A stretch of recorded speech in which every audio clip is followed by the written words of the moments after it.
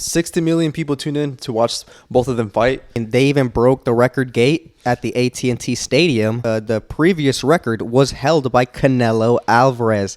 Is there a new face of boxing? The whole boxing community has been trying to rid ourselves from Jake Paul, and I don't think it's gonna happen for a while. Here's why I knew Mike Tyson wasn't going to win. He's getting interviewed in the locker room. He turns around and you can see his bare cheeks. Yeah, it was a still frame on Mike's ass. People were saying that he looked defeated already because he already knew the script that he was set to lose. It does hurt a little watching Mike Tyson, 58 years old. Every hardcore boxing fan, shed a tear that night. After the fight, he went on Twitter and he said he almost died in June. What's next for Jake Paul? Everyone wants to fight him. This is true. You had Arthur Beterbiev, the undisputed light heavyweight champion, call out Jake Paul. An actual undisputed champion call out Jake Paul. What has boxing come to?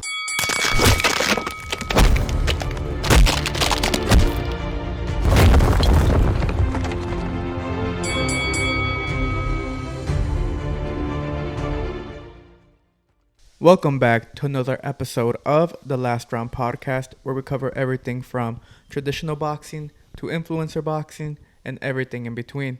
In today's episode, we'll be going over the Netflix special between Jake Paul and Mike Tyson, as well as Latino Night for DAZN featuring William Zepeda and Tevin Farmer. But before we get into the episode, make sure to like and subscribe and follow us on all forms of social media. We are on X, TikTok, and Instagram. Also, the best way to get in contact with us is by joining our Discord. Everything that I mentioned is in the link in the description below. But now diving into the episode. As you guys can tell, I'm wearing the hat, which means Jake Paul won. And I got my prediction right in the aspect that I predicted Jake Paul to win this past weekend. And he did. This fight was broadcasted on Netflix. Netflix officially made their debut in combat sports, which was a big deal.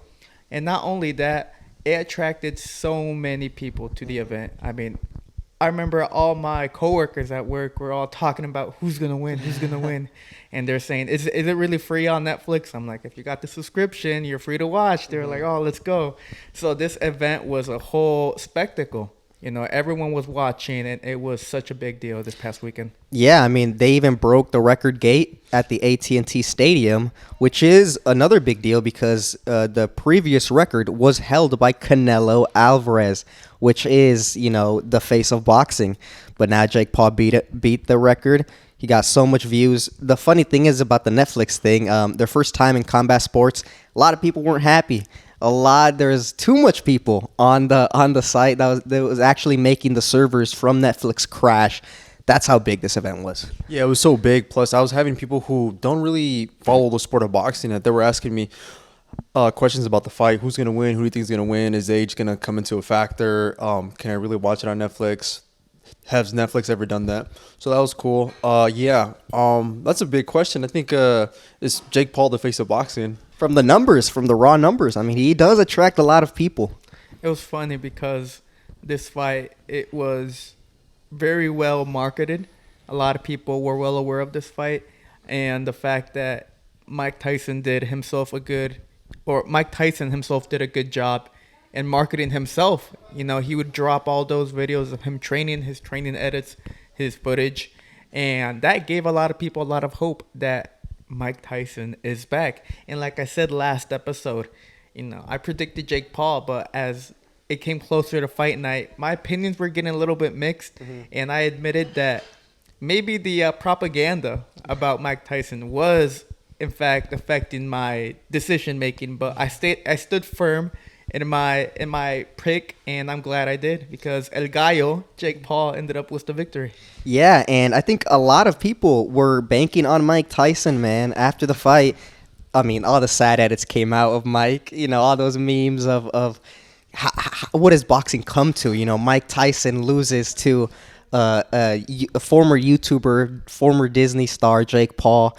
Everyone was every hardcore boxing fan, shed a tear that night. Yeah, and funny enough, though, a lot of people were on Mike's side, or there was a lot of edits coming out of in favor of Mike Tyson, because especially after he slapped him, I would say that was like the slap heard around the world, because then everyone was like, oh yeah, Iron Mike is back. He's not gonna take shit from nobody, especially from a failed Disney star like Jake Paul. And he stepped on his shoe. He stepped on his foot, so that was disrespectful. And now people were like, yes, Mike is back. Yeah. I'm gonna go for Mike. I'm gonna bet the house on Mike. Yeah, that slap really took the Mike Tyson hype to a different level, because they were like, you see, Mike still has the speed. And they're saying, look how he corkscrewed Jake Paul's head around. That's the power from a mere slap. Imagine if he connects with that right hand. And that slap from the weigh-ins was probably the most damage that Mike Tyson inflicted on Jake Paul. Yeah, Steph, overall, let's get into the fight. Yeah. First off, or let's go a little before the fight, the ring entrance, man. You know, we talked about this before. Jake Paul has the knack for being or showing some types of nervous energy when he does his ring walk. The most apparent one I can name from the top of my head was the fight against Tommy Fury. Looked very nervous. In this fight, he did look a little bit nervous, in my opinion. Of course, it's the biggest fight of his career. But, I think the thing that helped him a lot was the fact that he didn't have to walk to the ring. He literally drove in a car and was there with Logan and the rescued pigeon in the back of the seat. Yeah. So Jake Paul, he did his thing with the ring walk. But the thing I want to talk about, though, was Mike Tyson's ring walk. After the fight, a lot of edits came out, a lot of tweets came out saying, I knew the fight was over the second Mike Tyson walked out. And if you look at his facial expression, people were saying that he looked defeated already because he, quote unquote, already knew the script that he was set to lose. Mm-hmm. So the ring walk for Mike Tyson, a lot of people were deeming was already the first sign that the fight was rigged. Yeah, in the audience's eyes, I think it was just a clear example of the cope that is the cope from the boxing fans. It does hurt a little watching Mike Tyson, 58 years old, perform very, very underperformed. He underperformed.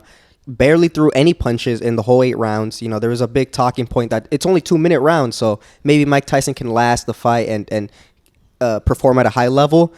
But no, that was absolutely not the case. This fight was actually pretty boring, pretty uneventful. No really big moments in the fight that you can point to. Everyone was just sad seeing, and everyone I think realized at that point, 58 years old does play a very big factor in how good you look in the boxing ring. Yeah, to be honest, that was one thing that I found very funny or amusing, was that a lot of people were like, their hearts were shattered.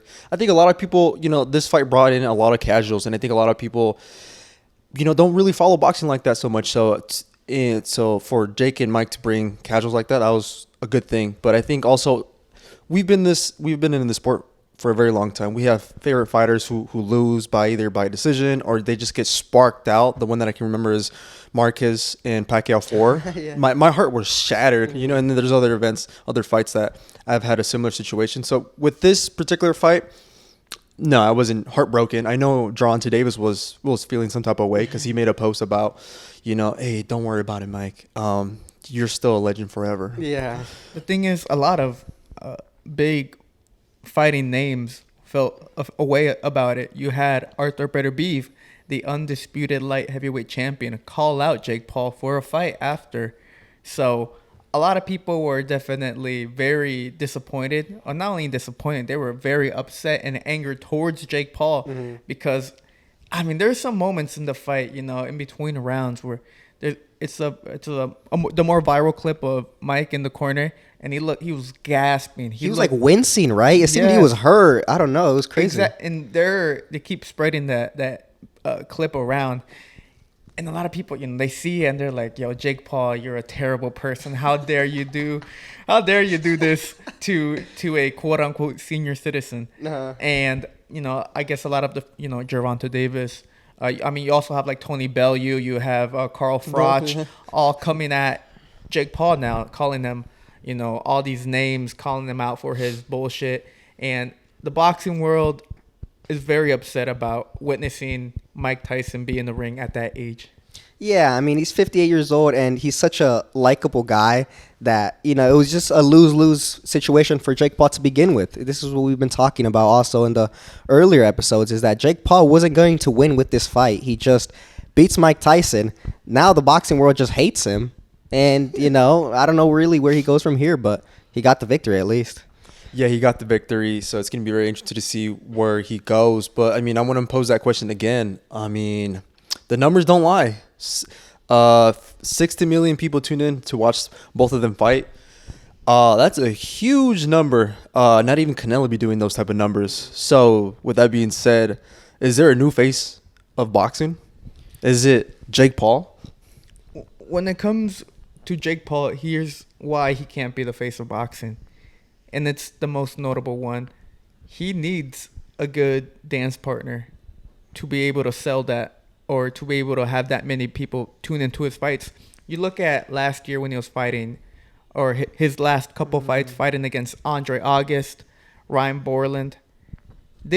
Was he hitting those numbers, even close to those numbers? No, he even downgraded his venues for those fights. Yes, exactly. Also, even with Mike Perry, supposedly the rumored numbers are around like 75K pay-per-views. So it's not because people like Jake or are fans of his boxing career. It's because they get very caught up in the fact that, he's fighting Mike. And, Mike is, even though Mike has been retired for 19, 20 years from professional boxing, he is still probably the most iconic American heavyweight boxer to this day. So when you say Mike, everyone knows who Mike Tyson is, that prime iron Mike Tyson from the 80s, who was destroying everyone. Everyone still has that in their head. And Jake capitalized on the fact that Mike Tyson is still a big persona, still a big influential, prominent boxing icon in today's age.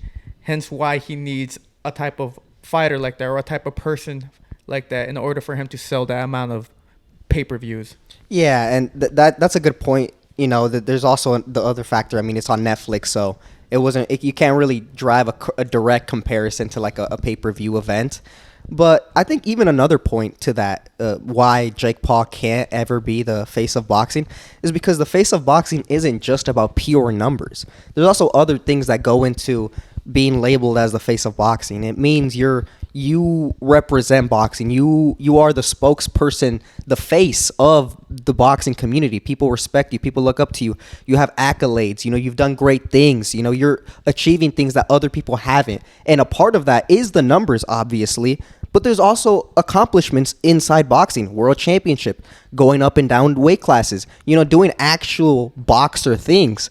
So Jake Paul isn't doing actual boxer things, I guess he's getting in the ring and fighting, I guess, which is the core.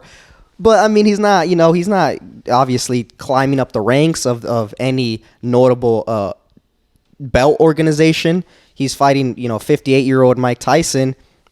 He gets great numbers. No one can deny that he gets great numbers.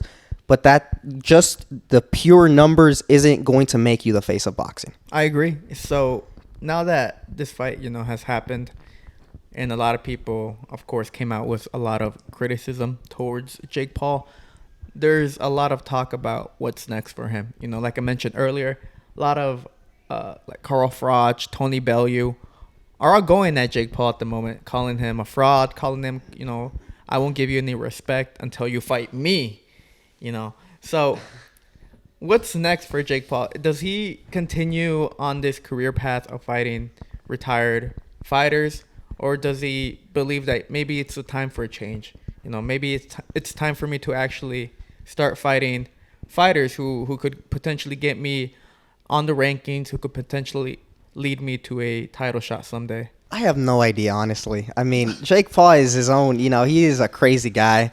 He has so much opportunities now. I mean, because obviously everyone wants to fight him. This is true. A lot of big retired guys want to fight him. Even Arthur Better Beef came out of left field with that call out online. That was just random. I was so surprised seeing Arthur Better Beef, an actual undisputed champion, call out Jake Paul.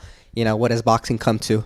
But I don't know. I mean, Jake Paul he's a unique individual, and he just does whatever he wants to do. And I could definitely see him, maybe taking one fight or two fights like a Ryan Bortland or like a Andre August, maybe like scale down a little bit, build some names, and then in the next fight, try to go for a really big name. I could also see him saying, F that, I'm just going to continue to do spectacles. It really depends on him, honestly, because it's so hard to predict what he's going to do. You really never know. Yeah, especially now that, he brings another thing to the table, which is the fact that he can bring in a lot of people to tune into his fights. So I'm not going to say it's hard if he were to fight against a guy who maybe is considered a journeyman or in one not maybe fighting in a lower or in a smaller venue. But yeah, I don't know, man. Those numbers don't lie, and plus that purse doesn't lie either. When you're just accustomed to getting 20 million, 15 million bag per fight, it's gonna be hard to want to go back to climbing up the rankings because there's really no money in there. Yeah. So it's really hard. Jake is kind of unpredictable right now, but he has an infinite amount of options at the moment. Yeah, at the end of the day, I feel that he has the quote-unquote infinite money glitch.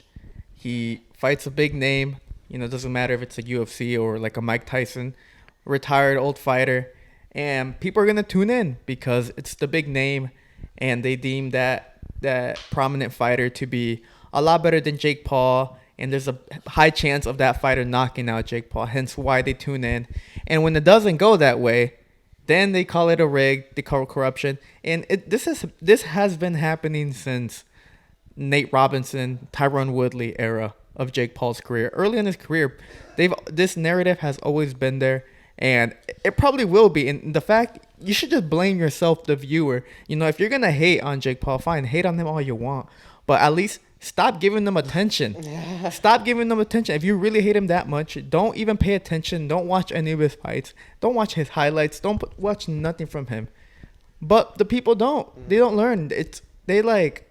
They're bringing it on themselves that Jake Paul is relevant, and they hate him so much that they're still gonna. They're technically fans. Yeah, like the haters are fans. They watch his every move. They obviously watch this fight, watch the highlights. A lot of them probably made content and little short form clips about it.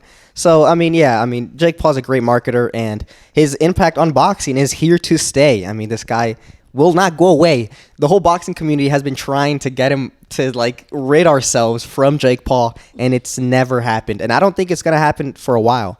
But one final opponent that could be in the possible future is Tommy Fury. The rematch that, a lot of people, the only name on Jake Paul's resume, people give him credit for fighting, is Tommy Fury. A young guy who, actually has some boxing experience under his belt, and he lost. And maybe Jake Paul wants to get a revenge on that because, as we know, it just got announced today or yesterday, Tommy Fury is returning to the boxing ring as well. He's going to be fighting ex-UFC star Darren Till January 18th on Misfits. So if that fight goes well for Tommy, maybe Tommy will get on the mic and be like, "Yo, Jake Paul, I'm the only man that beat you. Do you want the smoke again?" We could see it again. We could see it again, but if I'm going to be honest, I don't think that fight's going to come into fruition. The first fight was kind of a snooze fest, apart from that knockdown. But, yeah, and I think Jake Paul has bigger fish to fry. I think Tommy Fury wants that fight more than Jake Paul. I also think that, that first fight, Tommy Fury outboxed Jake Paul. He won that fight clearly. The knockdown was the bit. If it wasn't for the knockdown, the fight would have been a clean sweep for Tommy Fury. If anything, Jake probably won one round in there, 1 or 2 rounds, if you want to give it to him. Besides that, it was an apparent gap in skills from both fighters. This rematch, though, I can guarantee you that Tommy Fury should be very, very grateful the fact that he beat Jake Paul the first time, because now the bag, the purse that he could potentially get for fighting him again in the rematch would be 2 times more than what he earned the first time. Way bigger purse, way bigger venue, way bigger spectacle. Mm-hmm. And at the end of the day, the Furies love their spectacles, and Tommy Fury is no different. He wants that Jake Paul rematch, and it's kind of funny, or not ironic, but it's more funny, the fact that it's always the guy that lost that wants the rematch to get their lick back. But in this case, it's the other way around. Tommy Fury won, but he's out here asking for that rematch, saying, "Oh, Jake Paul, I'll beat you again. I'll beat you again." Shouldn't it be Jake Paul saying that to Tommy Fury instead of Tommy Fury begging Jake Paul for a fight? Traditionally, yeah, but Jake Paul, even if when he loses, he is the A side just because of the amount of eyes that he brings. Yeah, Exactly. So that more ideally for me would be the better fit for him to at least get back in the ring with Tommy Fury. Is it possible? It depends how Tommy Fury looks. I mean, if he beats, is it Darren Hill? Darren Till. Darren Till. If he beats him very spectacularly, and then let's say that he fights KSI again, and he whoops KSI again.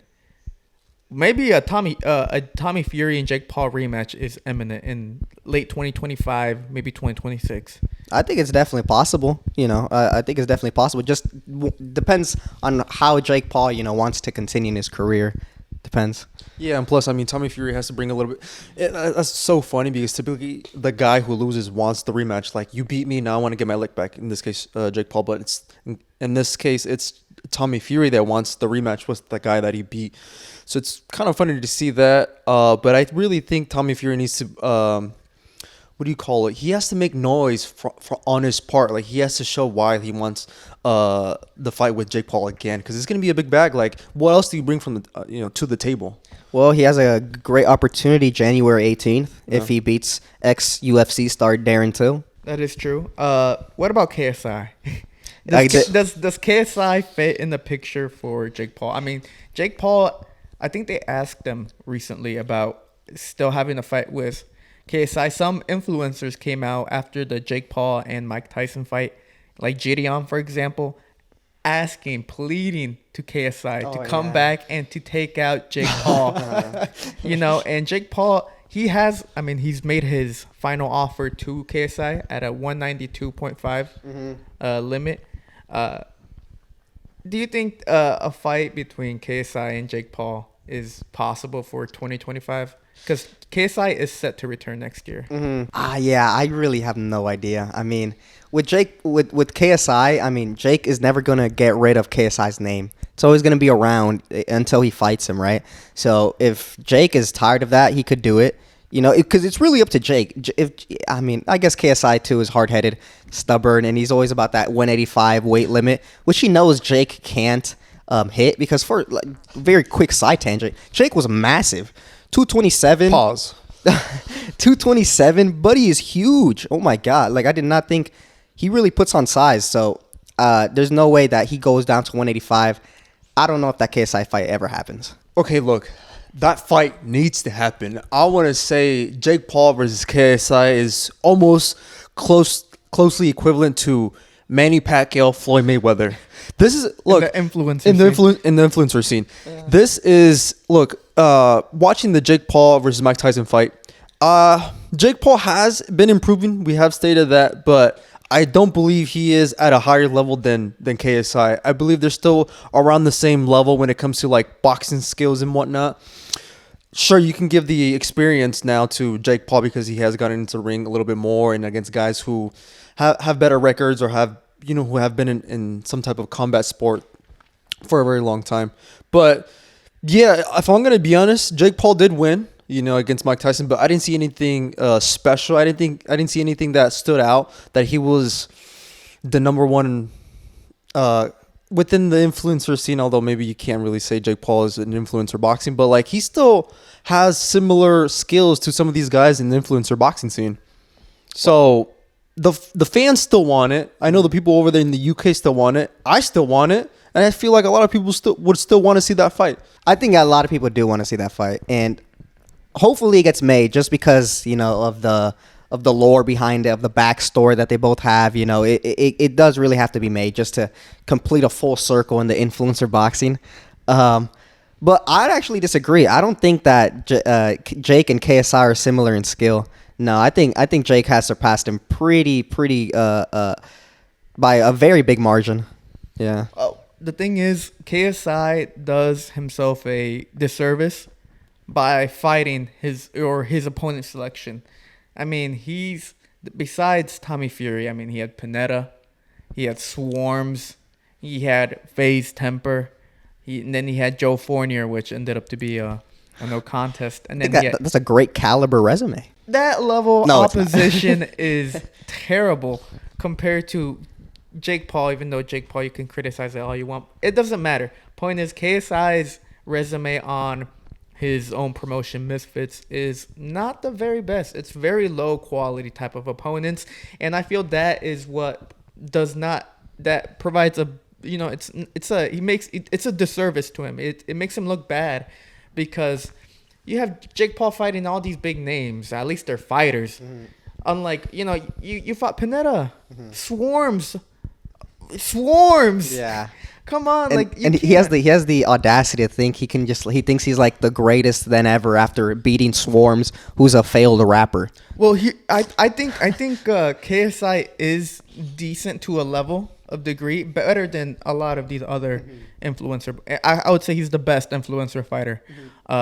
When he had the whole 2v1 with Anthony Taylor and Slim, I was so disappointed because at this point, I know KSI low-key doesn't want to fight anymore, but I know he himself knows he has a point to prove, and he has to beat Jake Paul, or at least fight Jake Paul. Because if he retires and doesn't, and is done with boxing forever and decides to just be a promoter and do his other ventures that he does, people are always going to bring up Jake Paul, and KSI has shown he has a big ego. Yeah. So if people keep chirping and chirping after he retires, saying, you never fought Jake Paul, you ducked Jake Paul, fight never happened, blah, blah, it's going to hurt him. Mm-hmm. So he knows that he needs to fight Jake Paul, the bare minimum at least. Yeah, that is true.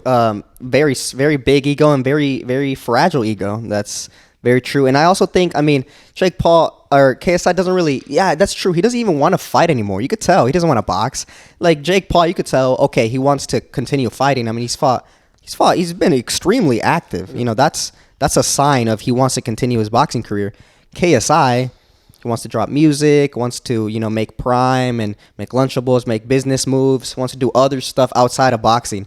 I think that gives Jake, all the initiative, all the momentum is behind Jake right now. And I don't see KSI, stopping all his businesses and spending like 4 months in a hard training camp to try to match Jake Paul. Well, look, here's the reasoning behind my my argument is the fact that Tommy Fury is both of their daddies.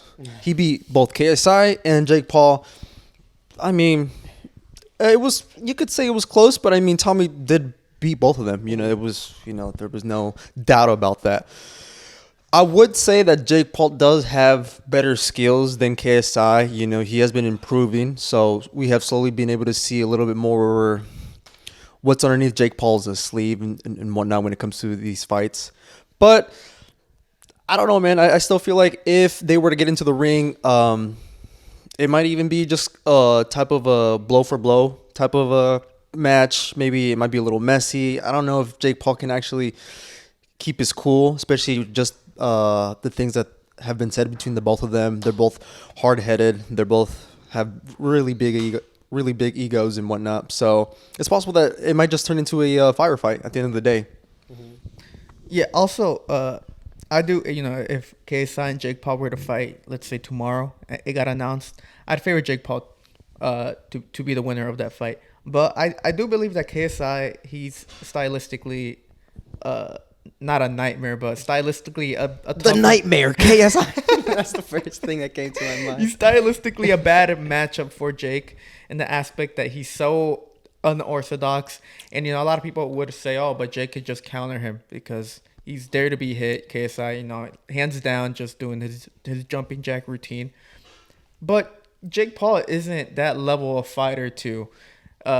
His IQ isn't that fully developed in the ring. Therefore, he would still struggle, I feel, deeply early on in the fight against KSI with that jumping jack style that he brings. And I feel it would be competitive early on in the fight. My only issue would be, I don't know if KSI has a chin. I really don't know if he. I don't think he really has that big of a chin, to be honest. I mean, yeah, he got hurt against Logan Paul. Bad. Bad. And you know, thankfully, he should be praying that he was so lucky that Logan, for some reason, started hitting him on behind the head. I don't know why. Like, Logan was desperate to get some shots in. He just, fuck it, boom, just hitting him on the back of the head when he's downed. And KSI got out of it, but he was buzzed. And what started it was a clean uppercut. It was clean, a clean uppercut that rocked KSI. So Jake Paul does have pop. He is bigger than KSI, heavier, and yeah, it could definitely be possible where Jake lands a hard right hand and hurts him. So besides that, Jake Paul has a lot to look forward to in terms of getting money fights. When it comes to opponent selection, he may be a little bit restricted, trying to find the right partner in order to provide another spectacle. Regardless, whatever Jake Paul does will always face some type of criticism until he quote unquote fights someone who's young, fit, and his age. Mm-hmm. So that was a little bit of the wait, hold on. We can't just gloss over the fact this one thing. So for me, I wish I would have stood on business just like Pablo did. He went for Jake Paul. I was going for Jake Paul, and then last second I switched up and went for Mike Tyson. But funny enough, though, here's why I knew Mike Tyson wasn't going to win. The moment where he's getting interviewed in the locker room, Mike Tyson, by his son. And in the moment after the interview is done, he turns around and you can see just bare cheeks. Yeah. And then it started buffering. Yeah. Servers went down. It was a still frame on Mike's ass. Like on your 80-inch screen TV, 4K resolution, Mike Tyson's ass cheek right there. People are saying it was a humiliation ritual. That's what the word on the street is.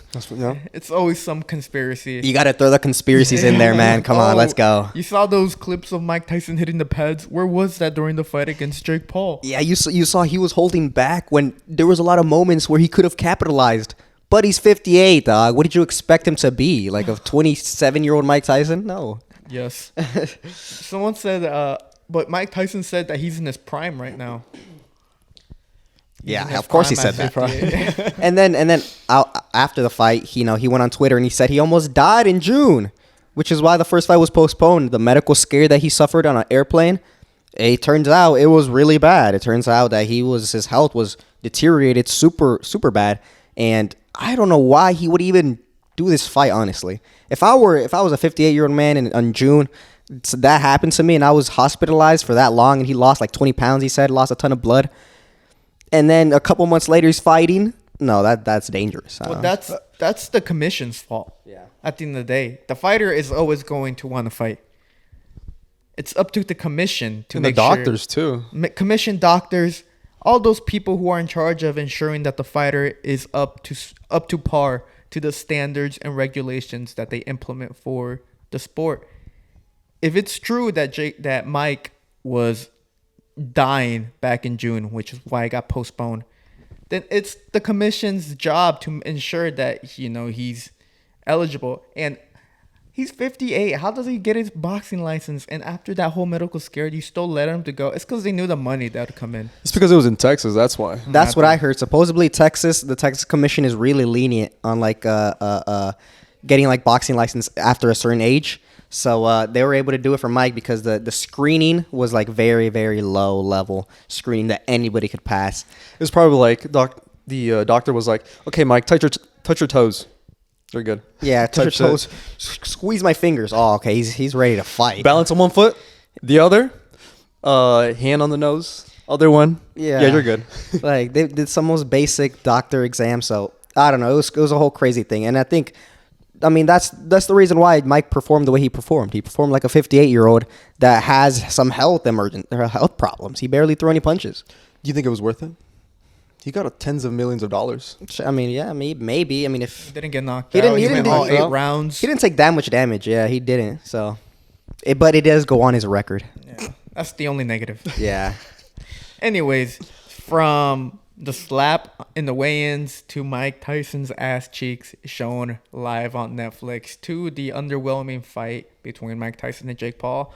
Overall, I'd give this event a solid 3 out of 10. Hey, well, the main event, underdelivered, but there were some fights in the undercard that were actually pretty good. Yeah, it's true. But everyone was all the casuals don't care about those fights. Nah. They care about the main event, man. Nah.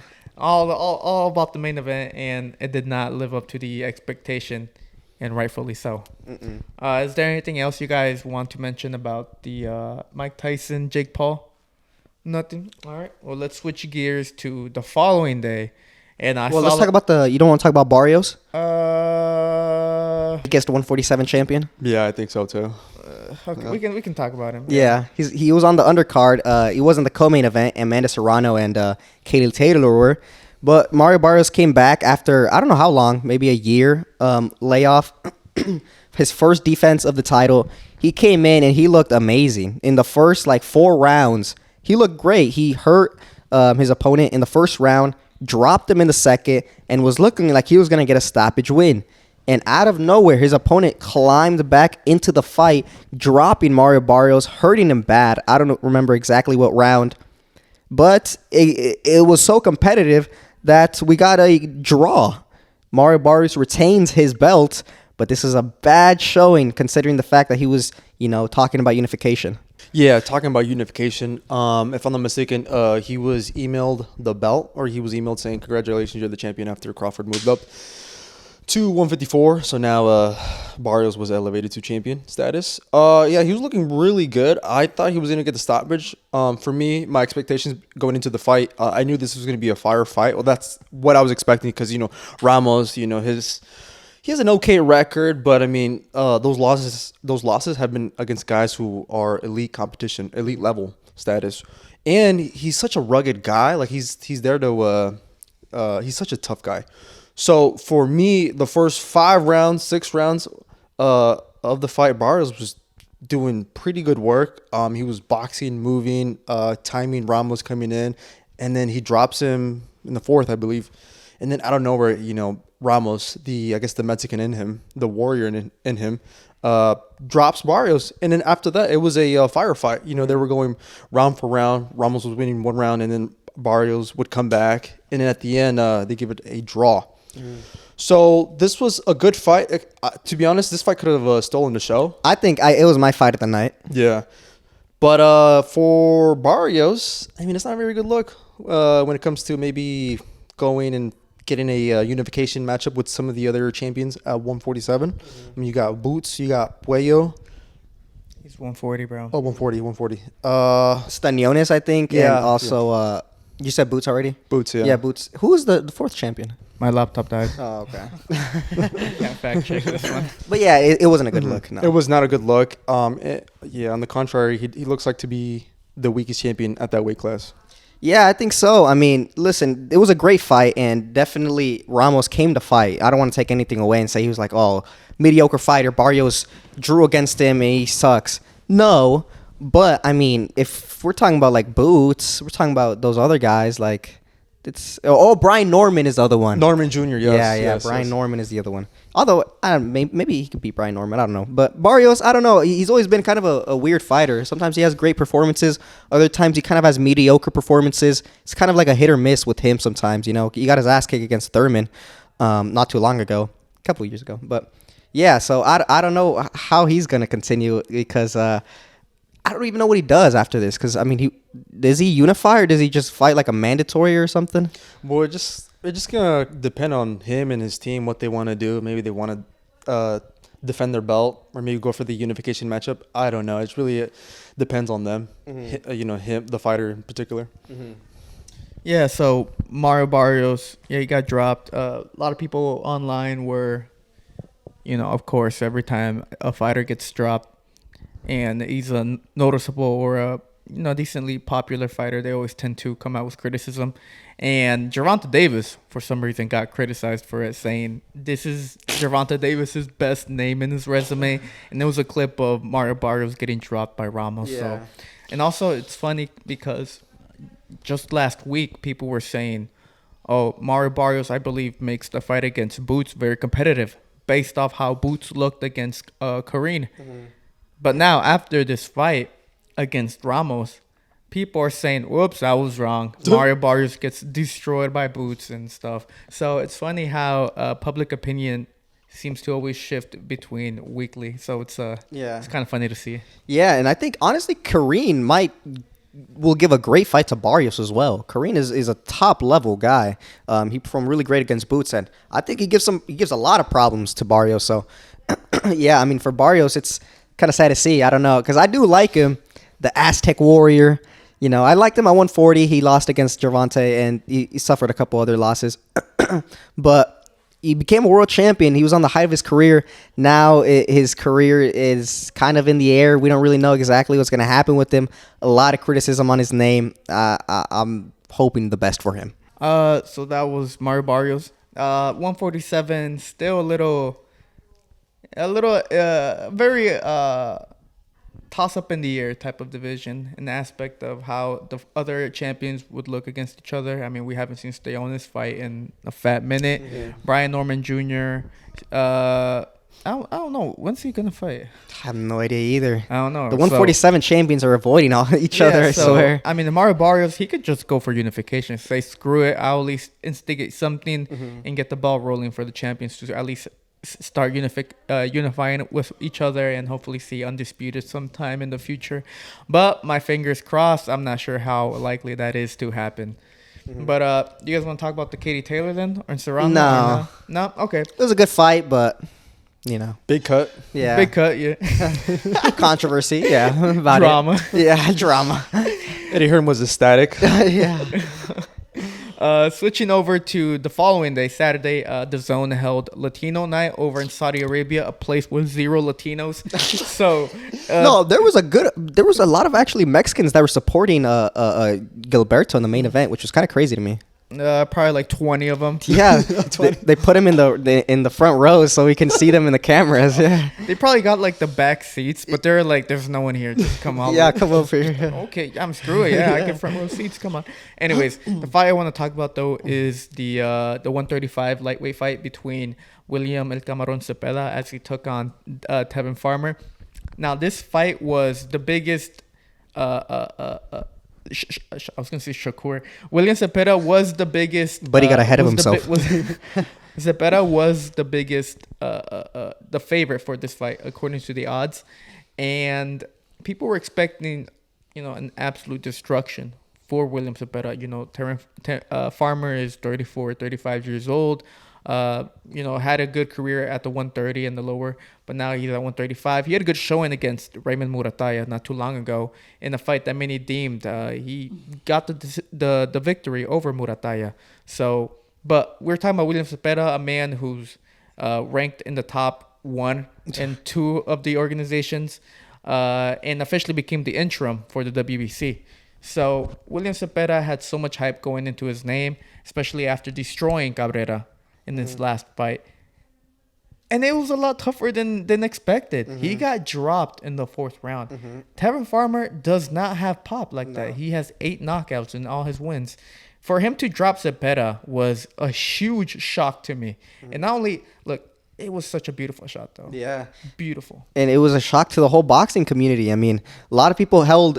there was still a little question mark on Zepeda, but, I mean, everyone was saying, yeah, Zepeda is, he's the next guy to the title. And, he has such an interesting style, 100 punches every round, just goes forward. And people were saying, hey, he might give a lot of trouble to the champions, specifically Shakur Stevenson. That was a fight that, both Zepeda has been calling out for and also the boxing community has been calling out for. And after this performance, I mean, Zepeda's name is in the mud. People are saying he's overrated. People are saying he gets his ass kicked by all the 135 champions. People saying he was never that good. I mean, it was a tough fight, man. I was actually a bit surprised from the scorecards. I personally had Zepeda winning a bit clear 6-4 to 7-3 because I thought the rounds were very close and very competitive. But I thought Zepeda was getting the better of them because I did prefer the volume that he was throwing. Regardless, though, I mean, no one expected that form of Tevin Farmer to go into the fight. He had a fantastic fight.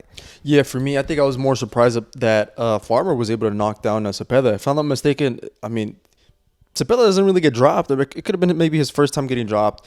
Because I believe it was. Yes, since I've seen him, like he's almost never seems to get clipped, hurt.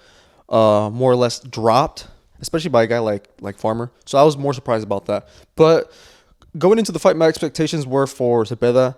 It's either going to go really good for him or really bad for him, one or the other, because he was going up against a guy who is the clear opposite of his style. Zepeda is just a destruction of a force to be reckoned with. A guy who is like a windmill. He averages like 100 punches per round, and that's not even exaggerating. That's just so crazy for someone to do that, have such a high volume and never get tired. He does that from round 1 to round 10 or 12, depending, until the end of the fight.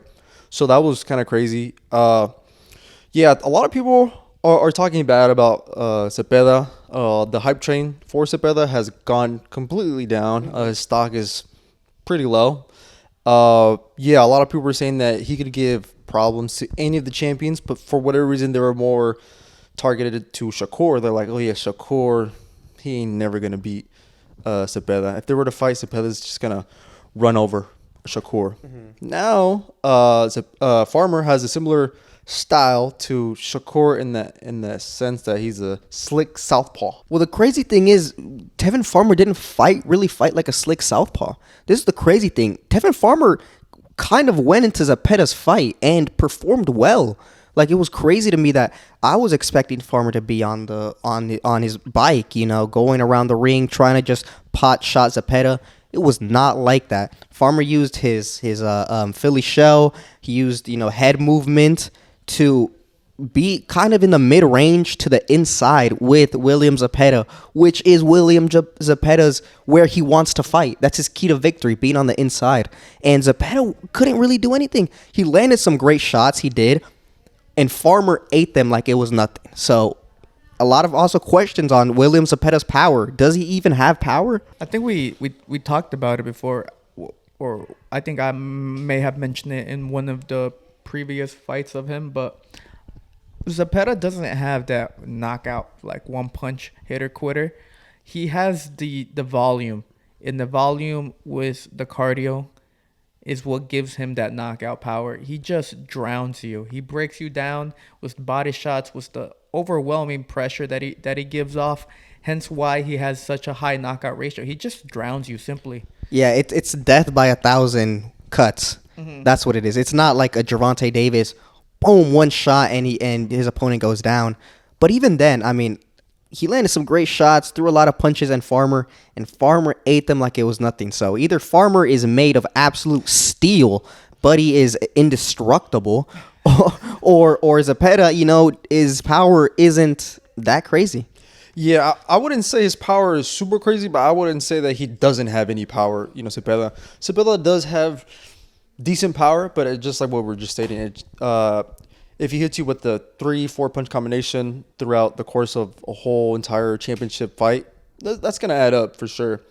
I think Farmer was doing a pretty good job of just being able to roll with the punches, being able to minimize the impact, because he was standing kind of like right in front of Zepeda, sometimes in the middle of the ring, and just kind of rolling with it, just kind of like barely get the shots were kind of like grazing with him. And plus, if I'm not mistaken, Zepeda was kind of missing quite a bit of his punches throughout those combinations. Yeah, maybe throughout like a 4 or 5 punch combination, 3 would kind of land. Even then, it's like the power is minimized. Yeah, and now, I mean, we got so he's still the number 1 contender. Now he's interim, like you said. And Shakur went on Twitter and was like, easy work, I think he said, right? Or he said something along the lines of, this guy is not on my level. And a lot of people are agreeing with him. So can Zepeda still pose challenges to the champions at 135? He said that he still believes he can beat Shakur. And the thing is, well, now that we witnessed, Zepeda wasn't able to stop Tevin Farmer, and Tevin Farmer, originally fighting at 130. Shakur Stevenson has already had multiple fights at 135. And Shakur, I'm pretty sure he sees that this man doesn't have that crazy of a pop. Therefore, could we see a more in the pocket type of Shakur style in there? The same way that Tevin Farmer was doing against Zepeda this past weekend. Because if he does that, then the whole narrative that Shakur is boring, that he runs, may go away. Yeah, he could. I could see a Shakur utilizing the Philly shell, utilizing, letting Camarón sometimes work on his body, but really guarding his body. And when Zepeda tries to go for the head, he dodges, and maybe then he takes the step back. Excuse me. But I mean, I don't know. It's hard to see, and it's really after this fight, I definitely am edging like all the champions: Gervonta Davis, Tank, and Shakur. What about Bernchink? Lomachenko would be a difficult one because Zepeda is really physical, and I think Lomachenko does struggle with physicality from fighters. Zepeda's like 5'8", 5'9" as well. He's a big guy. I don't know what's going on, but he pushes his opponent's back and he throws a lot of punches. His best shot, I believe, is against Lomachenko. Dang, yeah, that's funny. Yeah, for me, I thought William Zepeda was going to be one of the guys who was going to give a hard fight to any of the fighters, and I still think he can. But I think there's two in particular that he could beat, and that would be Lomachenko and Bernchink. I think those are the champions that he could possibly steal the belt from. Mm-hmm. But when it comes to Shakur and Tank, I think I'm a lot more hesitant now, especially with this performance. I think it's going to wake up Zepeda to be like, yo, I still need a lot of work. A lot of work needs to be done. Yeah, if I was him, I would be surprised that Farmer dropped me. Mm-hmm. That's so crazy. Like, if Farmer's able to drop me, what can Tank do? Exactly. Yeah. So, yeah, that's going to be crazy. But in regards to, Oscar De La Hoya has been saying that that's the next fight for Zepeda. It's Shakur. Mm-hmm. And Turkey has said, yes, I want that fight too. And that fight's going to be over there in Riyadh next year. So, yeah, in regards to a possible matchup between them two, even though Farmer was able to stand in the pocket and roll with the punches, I don't believe Shakur would be doing that. I think he would definitely still be on the back foot. The typical Shakur that we are accustomed to seeing. Yeah. I don't think Shakur is going to risk that. Mm-hmm. So, yeah, William Zepeda is the number one ranked for both Gervonta Davis and Bernchink. So, like you guys said, maybe going that route would be the most ideal route for him in order to become a championship, even though Bernchink has gone completely incognito. Yeah. He's gone MIA. That is true. Where is he at? No one has seen him since he beat Navarrete. Mm-hmm.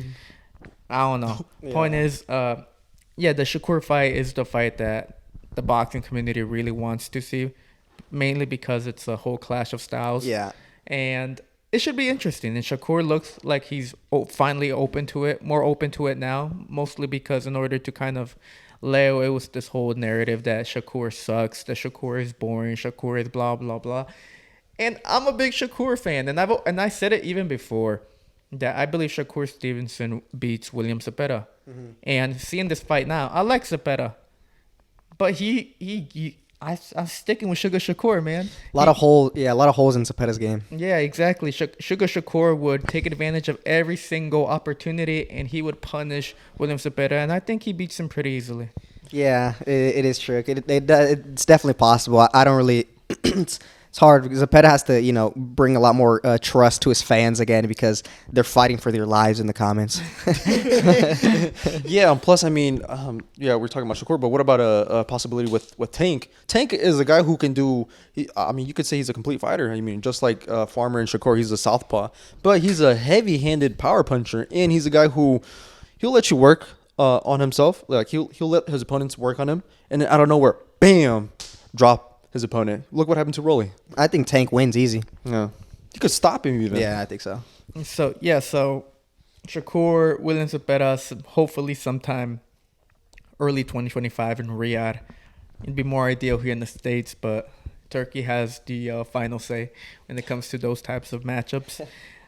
Is there anything else you guys want to mention about the William Zepeda fight against Tevin Farmer? No? Well, let us know down below, what did you guys think? Were you guys also surprised that William Zepeda went down against Tevin Farmer? Do you think that Zepeda has enough in his arsenal to beat Shakur Stevenson? Also, let us know about Jake Paul and Mike Tyson. Do you believe it was corrupt, or do you believe it was rigged, quote unquote? Do you believe that Mike Tyson fulfilled his duty in the script? Let us know what you guys are thinking down in the comment section below. Also, don't forget to like and subscribe and follow us on all forms of social media. We're on X, TikTok, and Instagram.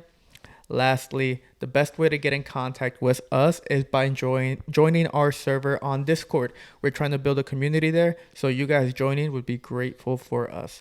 Also, don't forget to follow us on... I think I already said that. Anyways, before I repeat myself again, this was Pablo, and I'm with Rudo and Asa, and this was the Last Round Podcast. Thank you for watching.